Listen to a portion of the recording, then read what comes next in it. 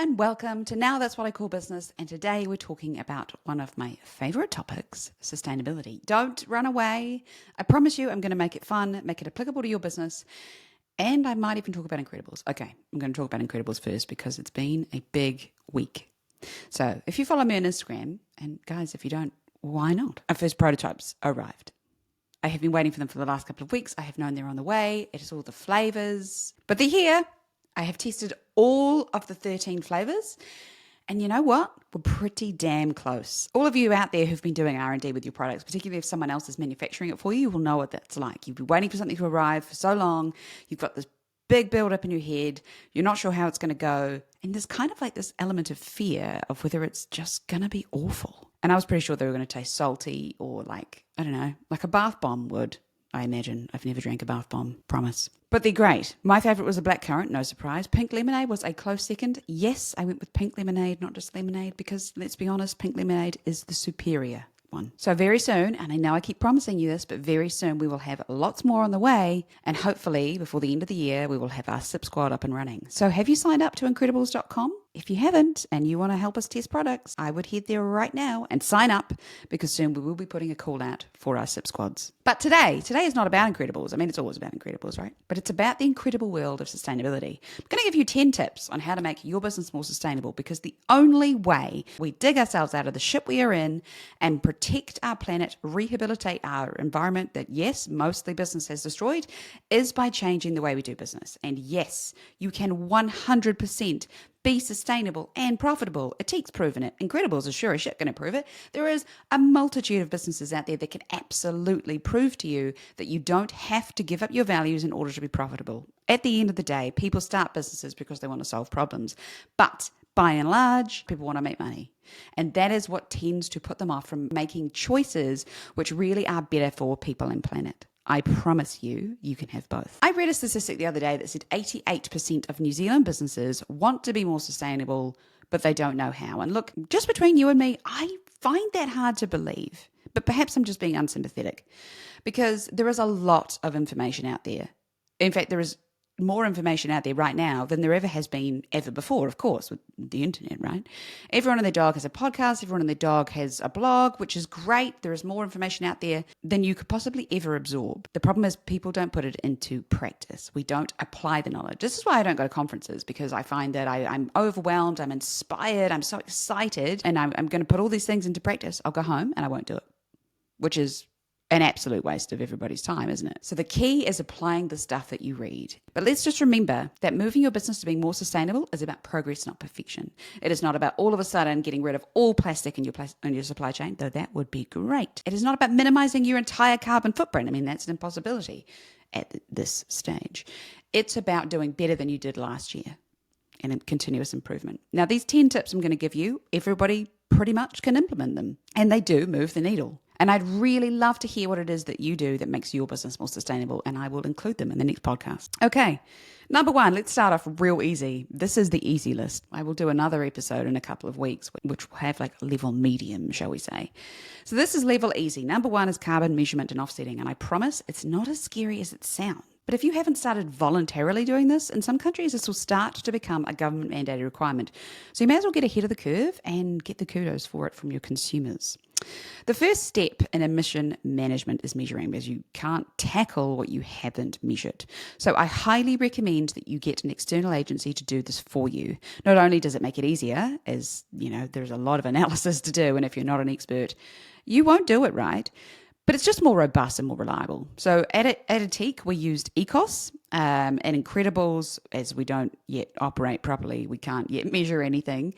And we will probably also be using ECOS, but that decision hasn't yet been made. But they are a great independent agency, robust principles. They work with local gold standard carbon offset projects. They just tick all the boxes for me. But there are other options, for sure. All you need to do is provide them with raw data like your flights, freight documentation, power bills, and so on. They will do all the heavy lifting for you and come back to you with a figure. There are now bolt-ons you can attach to the likes of Xero or your ERP software, your enterprise resource planning software, which will track all this for you throughout the year. And that's really where you want to get to. But if you're not ready, and all of the information across to an independent agency and get them to do it. Then comes step 2. Once they've come back to you with a figure with what your carbon footprint is, once you've stopped crying or being flabbergasted, or hey, in an ideal world, being stoked about it, now you need to offset. Some of you might say, no, now you need to create a plan to minimize. That's a little bit harder. It is absolutely what we're going to do. This is about taking our baby steps into the sustainability world. So all we're going to do at this first stage is offset. It is not a silver bullet. It's an excellent first step whilst you figure out how to lower your emissions. That will be in the next episode in this series, how to look at building a minimisation plan. You can often offset through the same agency you've used, but there are a few things you want to watch out for. So make sure that the offsetting company you work with has certifications and independent auditing. There are a lot of carbon offset projects out there that are complete bullshit. Do not fall for one of those. Find a company that works with ethical projects. Offsetting is not tree planting. And it really should involve things like renewable energy investment, carbon recapture technology, as much as that's probably bullshit too. But it should not be about tree planting. So in Atique, we look at this in 2 separate ways. One, we have about 570,000 trees. They are not part of our offset plan. They are in addition to. Our offset plan is all of the carbon we've offset through things like renewable energy investment. And we use Ecology to manage this for us. So Ecology with an I, ECOLOGI.com. Use them for a long time. They're a great service. And they kind of gamify the whole thing, so it looks really interesting. A great thing to show suppliers, consumers, just an easy way to explain what it is, the good that you are doing. Definitely something we will be working with in the Incrediballs. I already have the account set up. It's already ticking away planting some trees. All of my businesses have one of these project plans with Ecology or with another one called only.one. That's literally the website address, only.one. Ensure the trees that you are planting are native species to the area, as some exotic species do a lot more harm than good in some areas. So this is how I love what the Eden Reforestation Project do. And we've worked with them with the Atique Foundation and through Atique through Ecology. They pay and work with local and Indigenous communities to source seeds, plant trees, and then they pay them for long-term forest guardianship, promoting economic empowerment and habitat regeneration. They are a fabulous example of a social enterprise, and one day I'd really love to interview them on this podcast. Fingers crossed. Okay, number 2, super easy. Go paperless. Yes, this is in every single How to Be Sustainable podcast or blog post or article, right? But it is worth repeating. Eliminate as much office waste as you can. I am so stoked to see that one of the team members at Atique has taken this and run with it and got the waste down to an incredibly low amount simply by separating, ensuring that the right recycling goes in the right place. This team member is then dropping places off to specific areas for these things to be recycled. It is composted. That is the gold standard. She is a legend. She knows what I'm talking about. I don't know if she listens to this podcast, but I hope she's feeling awkward if she does. You know who you are. That's probably level medium. So for level easy, let's just go paperless. I once knew a consulting firm, right? This was just bonkers. They would email files between internal staff. Then each staff member would print the file, physically annotate it, scan it, email the file to the next staff member, and then they would bin the paper they had used for all of 2 minutes. How on earth was that the most efficient way to do it? They were engineers. Anyway, number 3 is turn things off. Super obvious, but how many office buildings do you drive past in cities where no one is in them, but they're fully lit? And worse, they have the air conditioning on. And yes, okay, you can't tell that bit from the street, but it's a pretty common practice. Air conditioning uses about 20% of all energy used in buildings. Yep, 20%. It's responsible for about 6% of global energy use. That is bonkers, and it is pegged to rise as, of course, global temperatures increase. So make life easy and set timers on your air conditioners to turn off at night. Start 30 minutes before people are due in, and that way you have your comfy office environment and everyone can wear clothes that they're comfortable with. Number 4 is ship responsibly. We're beginning to get into the little tougher territory here.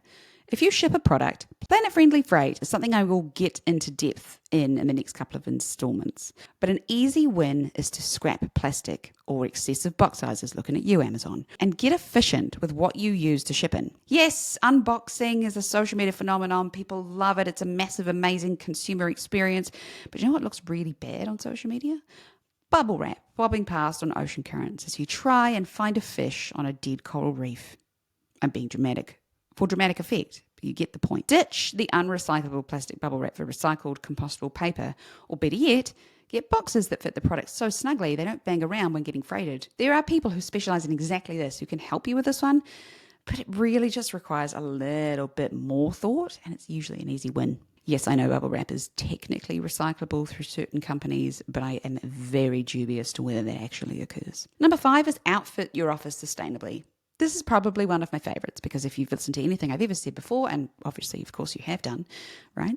Then you'll know that I believe the way to change the world the fastest is by changing our supply chains. If we have sustainable, fair supply chains, we are lifting people out of poverty, and people who are struggling day to day just to feed their family are not looking after the environment. Fair trade should be the bare minimum. Anyway, today is not about that rant. You should outfit your office to use your company dollars for good. So tea, coffee, paper, pens, all your consumables that your office uses, try and find a genuinely sustainable option, or at least a more ethical option. So fair trade tea and coffee, plastic-free tea bags or tea leaves. Offer plant-based milk options. It doesn't have to be exclusive, but offer them anyway. Recyclable paper, if you still use paper, or even find refillable pens. This is the bare minimum, I've got to be honest, and it's a really easy one to implement, and yes, it could change people's lives. The people who you're buying it from, of course, not necessarily the people in the office. Although I guess if you find a really good tea, well, anything can happen. I talked about waste and I talked about how much the Atik team is smashing it. So at a minimum, start separating your waste. Your office is paper-free, fabulous. The next step is to start separating your waste because actually you can then start paying attention to what it is you throw away, and then maybe you can just do away with buying whatever that is. Maybe, I don't know. At a minimum, you should start to separate things into unrecyclables, recyclables, and compost. Unrecyclables, of course, is a nicer way of saying landfill. If you don't already, start composting. It's really quite easy to do in an office environment. It just requires a little bit of dedication. If you have a special pickup for your rubbish, they will probably already measure this for you. Once you have a couple of months of data, you can start seeing what a realistic goal is for your waste. And the long-term goal you're aiming for is, wait for it, less than 5% to landfill. Totally doable. Number 7, to merch or not to merch? That's the question. The answer is to not merch unless you really need it. I get it. Right? I totally get it because I want to slap my Incrediballs logo on everything. I want to wear it. I want to stick it on bottles. I want to stick it on my house, on my car. I probably don't want a tattoo of it on my forehead, but you get in the gist, right? I want to scream about it. So I get the desire to slap your logo on things. You are proud of what your business does and you want to tell the world. But business merch is a grey area and it's a huge waste of resources. I cannot count because I can't count higher. I cannot count the number of reusable drink bottles I have unwillingly taken home from well-meaning entrepreneurs or conferences or whatever. So unless it's mission critical, say no. If you want to wear a branded t-shirt to an event like a conference or a pitch, at least make sure the t-shirt is made by people paid a living wage with resources that don't pollute the planet. A great company to work with here would be Little Yellow Bird based in Wellington. Or what we're doing with Incrediballs is we are sourcing plastic-free patches that people can iron on to their clothes that they already have and wear. I'm actually quite stoked about that. My dad came up with the idea. Freaking genius. I don't need to go on about how bad the fashion industry is. It's not that episode. But do we really need more t-shirts? 50% of which will end up in the landfill within the year? No to merch, is my opinion. It's the same reason Incrediballs won't be producing bottles. The same reason Atik didn't produce bottles for our concentrates. You already have it in your house.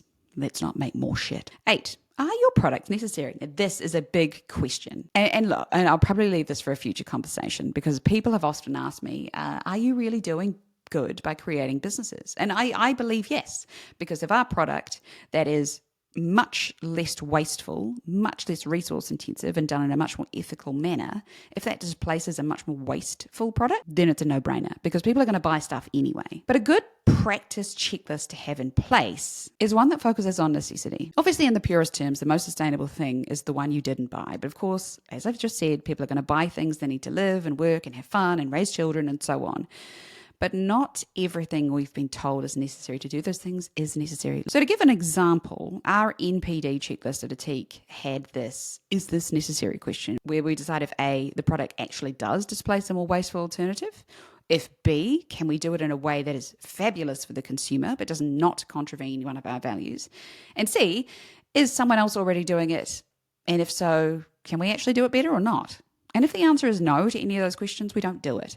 Because if you're just creating stuff for the hell of it, it doesn't really matter how sustainable the ingredients are. It's inherently unhelpful. To put some checks and balances into place for what you create, and I appreciate that's actually quite a tough one. Travel policies. Travel is complicated and people aren't going to stop traveling, but there are things you can do to make it less impactful. People focus, in my opinion, too much in terms of carbon emissions. There are bigger easier pieces of the puzzle to focus on, like food waste. Go and read Project Drawdown. But regulating travel is an easy way to lessen your impact on the planet. So put policies into place requiring travel by train where possible. Not necessarily possible in New Zealand, but if you've got team members in Europe, totally possible. Car sharing, incentivize car sharing or biking to work. I used to tell our customers when we had a retail store way back 4 million years ago that if they turned up on a bike, they'd get a discount. And also put in place some tick boxes that must be, ticked before travel is approved or before someone books it. Ensure it's necessary, not just a jaunt to a conference. I do wonder how many people attend COP that actually need to be there, which is probably the definition of irony, but I'm not getting into that. Can you or the person traveling do more than one thing whilst they're there? Make your trips efficient, as direct as possible, and pack light. You don't need your entire wardrobe. And although I have to say, one of my new team members traveled around Europe for 4 or 5 months or so with a carry-on backpack. She is my hero. She will be listening to this, and I know she will because, she works for me and it's, we start the morning with a podcast, right? We don't really. I'm only teasing. But I know she listens to these. I am continually bemused and impressed that you manage that. It's all well and good people saying that you can have a Zoom call. They're the same as an in-person meeting, but it's not true. You will struggle to build a truly great relationship with an investor or a buyer if you never meet them face to face. And sure, we found out we could do that if we really needed to with the pandemic, but business travel has rebounded very quickly due to the reality that sometimes you need to see people face to face to get stuff done. So there are ways you can make it more efficient. There are ways you can make it quicker. Direct flights are better than random journeys to certain places for saving money. So there's a balance there. And of course, when you fly, make sure you offset it. Again, offsets aren't a silver bullet, but they're a great thing to do in the meantime. Most airlines allow you to do it directly in the booking platform. I would not recommend because a lot of them keep flashing up in the news is pretty dodgy. So perhaps have a look at ecology again. Now, I've left the biggest to last. Sustainability is about people. Yes, all people across your supply chain, all the way to the end user. If you don't have diversity, equity, and inclusion policies in your company, you need to. Commit to ongoing education for your whole team about how to ensure those policies don't just stay on paper, but become part of your culture. Your team should feel safe to bring their authentic selves to work. I didn't talk much about supply chains, which is probably where you expected me to go with that last one, because it's a little bit trickier. And this is baby steps. Supply chain is teenage steps. So that'll be in the next installment. Now, I'm sorry. These episodes have managed to get a little bit longer over time. I wanted this podcast to be short, snappy, something you listen to on the way to work, as you really don't need to hear me rambling on forever. But please keep sending me feedback, rating this podcast if you find it helpful, and let me know what you'd like to see next week. I hope you found this entertaining, inspiring, or educational, and if not, I promise I will do better next time. I've been your host, Brianne West, and that's what I call business, where we're not just talking business. We are, of course, changing the world.